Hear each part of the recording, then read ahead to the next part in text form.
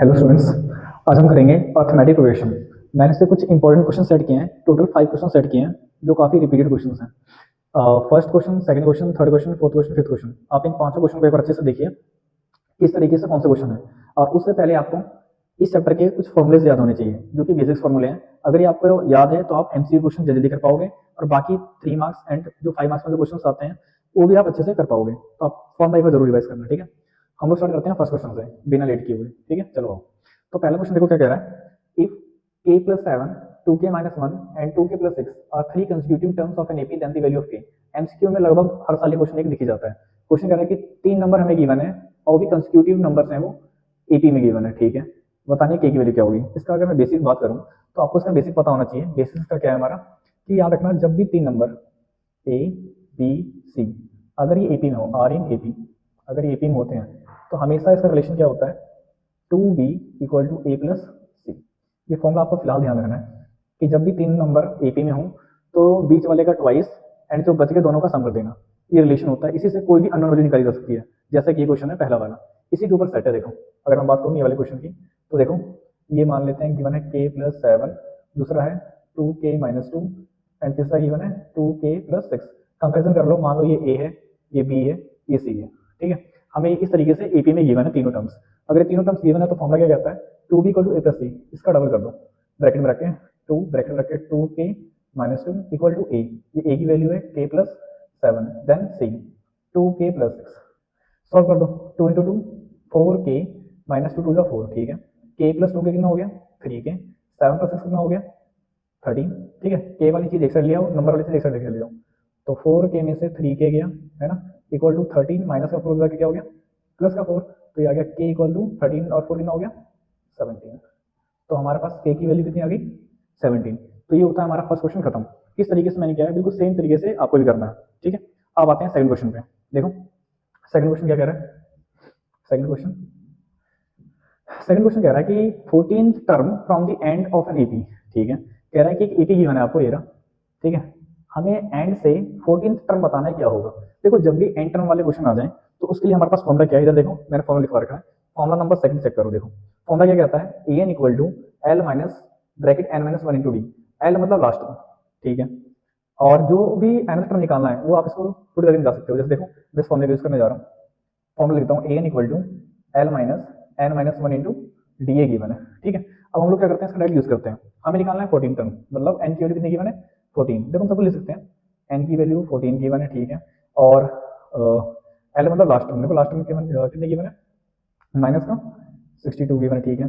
हमें D given नहीं है, डी तो हम निकाल लेते हैं। डी क्या होता है a2 माइनस a1। आपको पता है ना, इसको बोलते हैं first term second term third term, इस तरीके से। तो सेकंड में से फर्स्ट टर्म माइनस कर दीजिए, सेकंड में से फर्स्ट टर्म माइनस कर दीजिए। 7 माइनस 10 कितना आ गया माइनस का 3। तो हमारे पास डी की वैल्यू कितनी आ गई माइनस का 3, जो ये डी की वैल्यू है, ठीक है। अब उठा के इसको पुट कर दो इक्वेशन के अंदर। तो A N equal to L की वैल्यू है हमारी कितनी माइनस का 62 माइनस यहाँ एन की वैल्यू है हमारे पास कितनी गिवन 14, ठीक है। 14 माइनस क्या हो गया 1 इंटू डी, डी की वैल्यू कितनी है माइनस का 3, ठीक है। अब इसको सॉल्व कर देते हैं normally. A N equal to minus का 62, ठीक है। अब देखो मल्टीप्लाई में माइनस माइनस क्या होता है प्लस, ठीक है।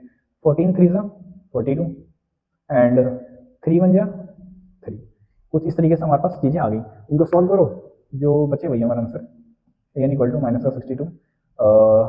हम ऐसे करते हैं, इसको थोड़ा आसान पड़ेगा हमारे पास। 62 माइनस का माइनस का 3 तो हो गया माइनस का 65 और प्लस का 42। सॉल्व कर दो तो एन की वैल्यू देखो कितनी आ जाएगी हमारे पास, 5 में से 2 गया 3, 6 में से 4 गया 2, तो हमारे पास माइनस का 23 क्या आ गया आंसर, ठीक है। तो हमारा सेकंड क्वेश्चन क्या होता है खत्म। पहले आप इसको देखिए और समझिए एक बार।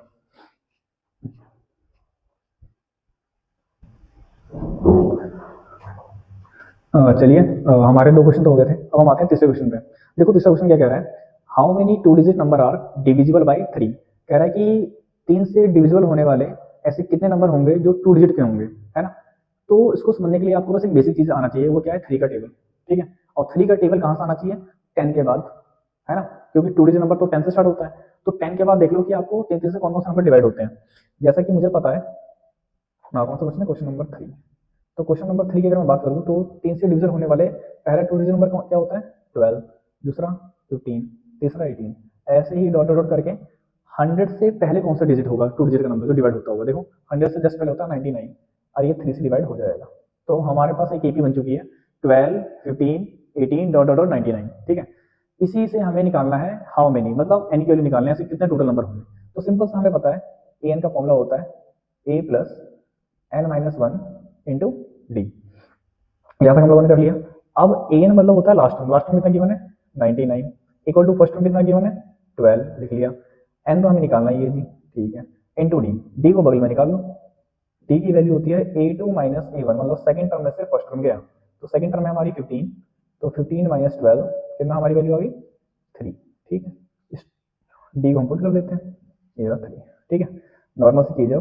99 equal to 12 plus N minus one into 3। ठीक है, 12 को इधर ले आओ, तो 99 में से 12 क्या माइनस कर देंगे, एन माइनस वन इंटू 3। 9 में से 2 गया 7, 9 में से 1 गया 8, 87 आ गया, एन माइनस वन इंटू 3। देखो 3 मल्टीप्लाई में डिवाइड भेज दो, 87 बाई 3 इक्वल टू क्या आ गया एन माइनस वन।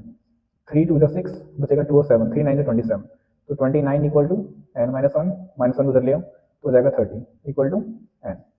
कहने का मतलब है ऐसे 30 नंबर होंगे जो 3 से डिविजिबल होंगे, ठीक है, जो कि 2 डिजिट के नंबर होंगे, मतलब 10 एंड 100 के बीच में।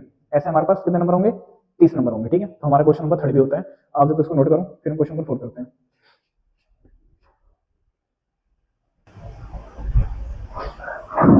चलो फोर्थ क्वेश्चन करते हैं।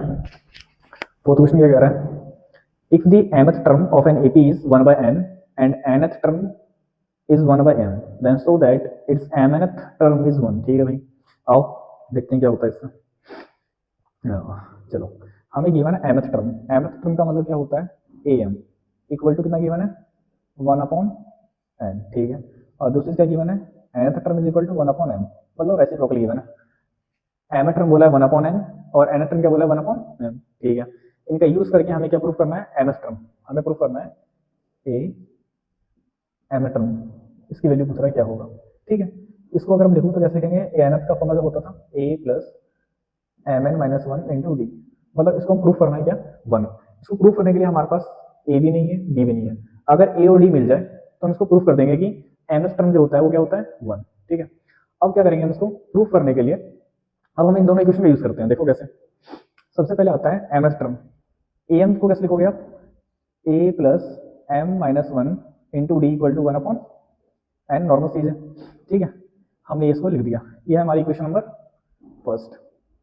ठीक है, सेम है यहाँ से सेकंड इक्वेशन निकालो, A N equal to A plus N minus one D, है ना, हमने इसको लिख दिया इक्वल टू क्या है 1 अपॉन एम, यही इक्वेशन नंबर 2।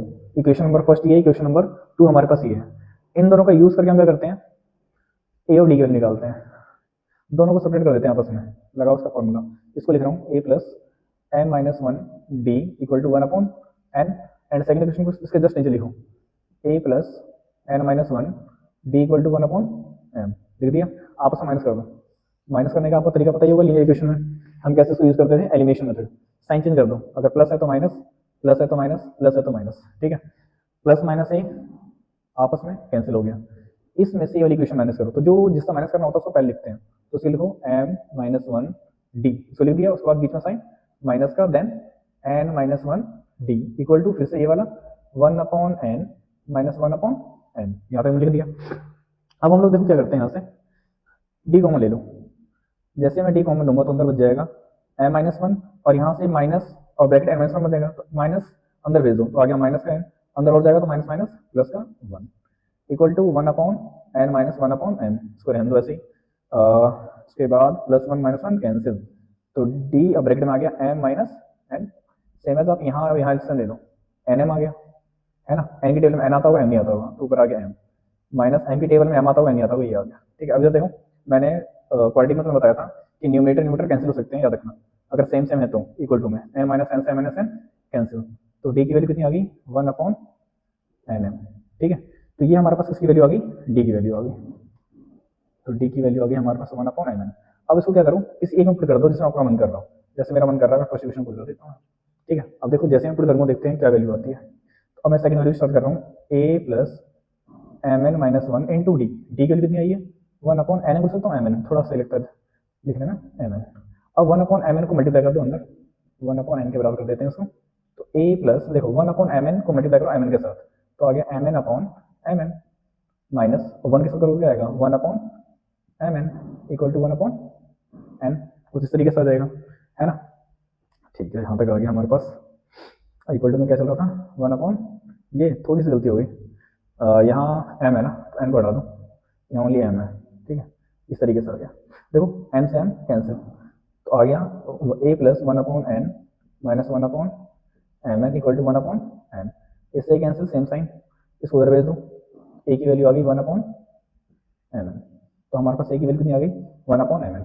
अब ये जो दोनों वैल्यू आई है, इन दोनों को फाइनल इक्वेशन में पुट कर दो जो हमें निकालना था, यहाँ सेम एज ये वाली को भी यहाँ पर कर दो, ए और डी की जगह, हमारा फाइनल आंसर तैयार रहेगा। देखो कैसे, इसके लिए निकालने के लिए ए की वैल्यू कितनी आई है, one upon M N plus M N minus one into D, D की वैल्यू कितनी आई है, one upon M N, simple सी चीज़ है, equal to one upon M N plus one upon M N को मल्टीप्लाई करो M N से, M N upon M N minus one upon multiply करो एम एन, दिख रहा होगा, प्लस माइनस कैंसिल, ये कैंसिल हो गया, जीरो है, और एम एन से एम एन वन, तो देखो हमारे पास आ गया a m n is equal to one, hence proved. ये हमें प्रूव करना था कि एम एन टर्म का जो है वैल्यू वन प्रूव कर दीजिए, ठीक है, तो हैंस प्रूव्ड, ठीक है। इस तरीके से हमने वाले क्वेश्चन को भी कर दिया खत्म, ठीक है। अभी लास्ट क्वेश्चन बचता है फिफ्थ, पहले आप इसको देखिए और समझिए।